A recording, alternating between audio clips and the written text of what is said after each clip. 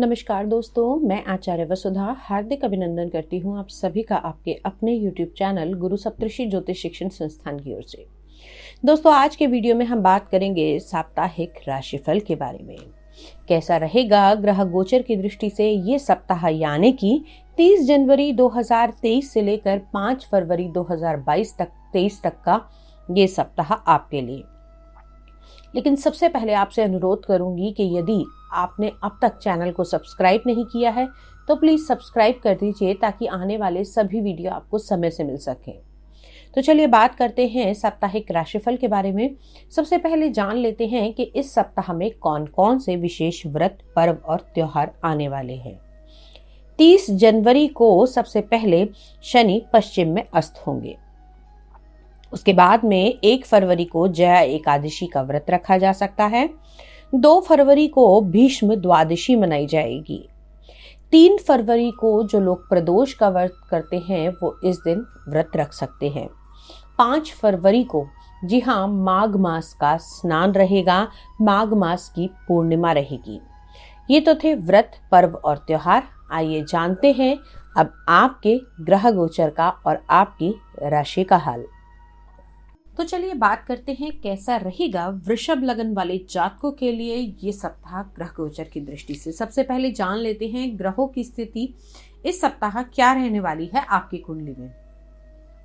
मंगल का गोचर चल रहा है अभी आपके लगन भाव में, यानी कि फर्स्ट हाउस में। वहीं चंद्रमा गोचर करेंगे आपकी कुंडली के पहले, दूसरे, तीसरे और चौथे भाव के अंदर।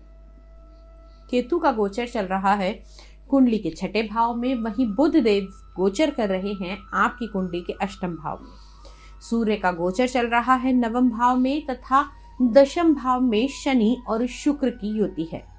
एकादश भाव में देवगुरु बृहस्पति गोचर कर रहे हैं और कुंडली के 12वें भाव में राहु का गोचर चल रहा है। तो आइए अब जानते हैं कि इस ग्रह गोचर का क्या प्रभाव पड़ने वाला है आपके ऊपर। सबसे पहले मैं आपसे बात करूं कि जो लंबे समय से आपके अंदर अग्रेशन था, गुस्सा था, तो इस सप्ताह में आपको उससे थोड़ी सी राहत मिलेगी, थोड़ी सी शीतलता प्रदान होगी, क्योंकि आपके लगन में चंद्रमा का गोचर रहेगा। साथ ही साथ अगर मैं ये कहूं कि आपके तीसरे भाव के स्वामी चंद्रमा सप्ताह की शुरुआत में लगन भाव में होंगे, तो इसका मतलब ये है कहीं ना कहीं आपके दोस्तों से, आपके संबंधों से, आपके मित्रों से, आपके सहभागियों से आप लोगों को बहुत अधिक मदद मिलती हुई दिखाई देगी। अब बात करते हैं कुंडली के दूसरे भाव की, यानी कि आप लोगों के कुटुंब के बारे में, आप लोगों के वाणी के, आपके नेत्र के, आपके बाजू के बारे में। तो यहाँ पर अगर हम देखें तो दूसरे भाव के स्वामी अभी अष्टम भाव के अंदर विराजमान है। तो पैतृक संपत्ति, परिवार, कुटुंब और वाणी से जुड़े हुए लोग थोड़ा सा सतर्क रहें इस सप्ताह में। कहीं आपकी कही हुई बातों से किसी को हर्ट ना हो, इससे आप अपनी दुश्मनी पैदा ना कर लें। साथ ही साथ अगर आप किसी रचनात्मक कार्य में हैं, या फिर मैं कहूँ किसी क्रिएटिव फील्ड में हैं, या कुछ इंटीरियर डेकोरेशन का कुछ भी ऐसा काम करते हैं, तो भी कोई बड़े डिसीजन लेने से इस सप्ताह में आपको बचना होगा। अब बात करते हैं कुंडली के तीसरे भाव के बारे में, यानी बल, पराक्रम, साहस, संबंध, यात्राओं के भाव के अंदर, जिसके स्वामी चंद्रमा अभी लगन में विराजमान है। तो यात्राओं के योग बनते हैं। इस सप्ताह में आप लोगों को छोटी मोटी यात्राएं करनी पड़ सकती है। ये यात्राएं आपके लिए सुखद तथा आनंदित रहने वाली हैं।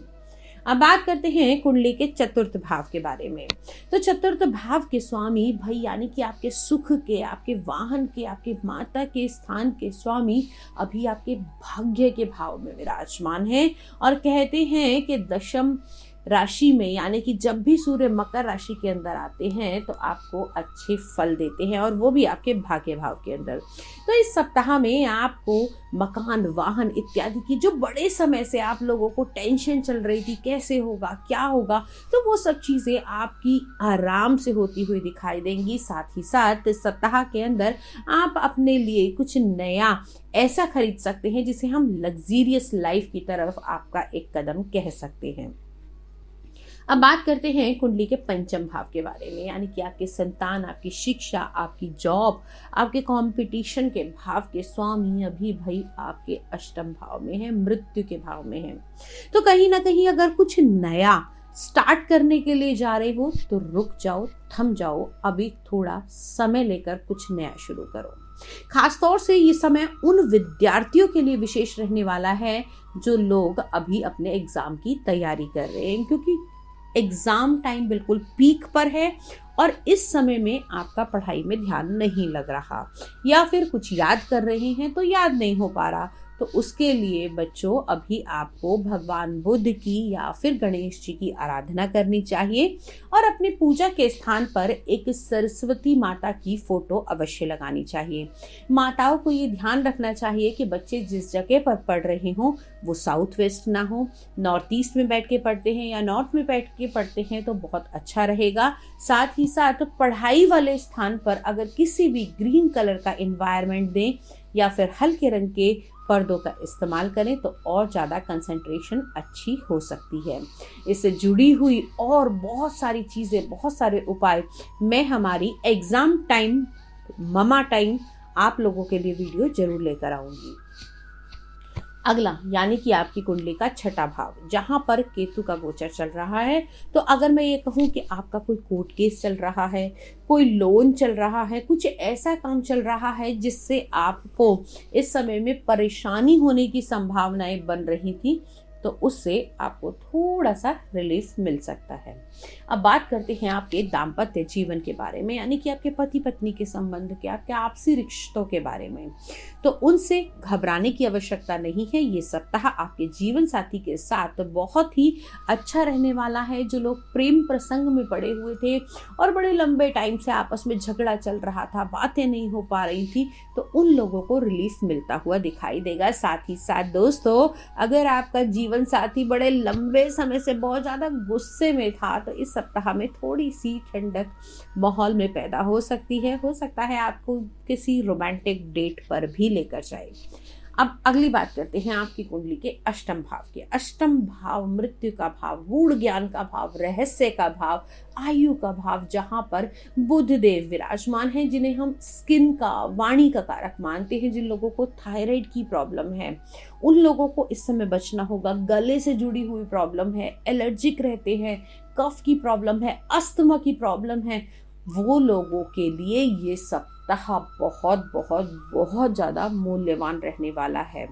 बुद्ध के मंत्रों का जाप करें, हरे पेड़ पौधे लगाएं, जितना अधिक हो सके ऑक्सीजन वाले पेड़ पौधों के पास रहें। तुलसी की पूजा आप लोगों के लिए विशेष महत्व रखेगी, तो तुलसी उगाएं भी, तुलसी की सेवा भी करें और तुलसी का सेवन भी आप लोग कर सकते हैं। मूल मंत्र अगर मैं ये कहूँ कि इस सप्ताह में आपको बचना है किसी चीज से, तो आप लोग तुलसी की पूजा आराधना करके भी बच सकते हैं। अब बात करते हैं आप लोगों के भाग्य भाव के बारे में, जहां सूर्य विराजमान है। तो भाई बॉस अगर लंबे समय से नहीं सुन रहा था, या पिताजी आपकी किसी बात को लेकर आपसे खफा थे, आपकी बातों को मान नहीं रहे थे, तो वो दोनों ही इस सप्ताह आपकी बातों को सुनेंगे भी, मानेंगे भी और आपके पिता आपकी हेल्प भी करेंगे। अब बात करते हैं आपके कर्म क्षेत्र के बारे में। हमने कहा था कि शनि का गोचर आपके कर्म स्थान में होने वाला है। कर्म के स्वामी आपके कर्म में ही आएंगे, लेकिन जैसा कि अभी शनि देव इस समय में अस्त हो रहे हैं, तो मार्च तक के लिए अगर हम कहें तो आप लोगों को थोड़ा सा टाइम अपने व्यवसाय को देने के लिए आपको रुकना पड़ेगा। इस सप्ताह के अंदर अगर मैं ये कहूँ कि आप लोग अगर किसी भी प्रकार का माइंस का काम करते हैं, सिक्योरिटी का काम करते हैं, किसी प्रकार की जोड़ों की दवा बनाते हैं, या फिर मैं कहूँ सेवाएं प्रदान करते हैं, या फिर आप लोगों का पेट्रोलियम का बिजनेस है, तो आपके व्यवसाय में इस सप्ताह थोड़ी से उतार चढ़ाव आपको देखने को मिल सकते हैं। अब पैसा अगर रुका हुआ था, नहीं आ रहा था, पेमेंट स्टकअप हो गई थी, तो वो आपको इस समय में मिल सकता है। उससे घबराने की आवश्यकता नहीं है। ये समय पिछले काम के किए हुए पैसों को पाने का है, उसके ऊपर कंसंट्रेट कीजिए, फॉलो अप कीजिए, तो निश्चित तौर से आपका फंसा हुआ धन भी वापस आ सकता है। खासतौर से जो लोग विमान से जुड़ा हुआ काम करते हैं, या फिर मैं कहूँ एयर होस्टेस हैं, पायलट हैं, या फिर किसी भी प्रकार की अगर हवाई यात्राओं में आप लोगों का कार्य है, तो तो आप लोगों के लिए ये सप्ताह बहुत ही शुभ रहने वाला है। इस सप्ताह में अगर आप किसी MNC से जुड़कर काम कर रहे हैं तो आपकी विदेश यात्राओं के योग भी बनते हुए दिखाई देते हैं। ओवरऑल यदि मैं बात करूं तो ये सप्ताह आप लोगों के लिए अच्छा रहने वाला है। इस सप्ताह में लकी नंबर आप लोगों के लिए रहेगा नंबर 2 और लकी कलर आप लोगों के लिए रहने वाला है लाइट पिंक कलर। दोस्तों आज के राशिफल में इतना ही। अगले सप्ताह आपसे फिर से मुलाकात करूंगी, लेकिन उससे पहले आपको बता दूं कि यदि व्यक्तिगत रूप से आप लोग अपनी कुंडली का विश्लेषण कराना चाहते हैं, हमसे कोई समस्या के बारे में निदान पाना चाहते हैं या फिर हमारी टैरो कार्ड रीडिंग देखना चाहते हैं या करवाना चाहते हैं, तो साथ ही साथ आप इंस्टाग्राम चैनल पर हमसे जुड़ सकते हैं कपूर वसुधा, और आप लोग हमें मैसेज करके भी अपनी समस्या का समाधान पा सकते हैं। Astrology, tarot card reading, numerology सीखने के लिए भी आप लोग हमें संपर्क कर सकते हैं। आज के वीडियो में इतना ही। अगले वीडियो में आपसे फिर से मुलाकात करूंगी। तब तक के लिए जय मां भगवती।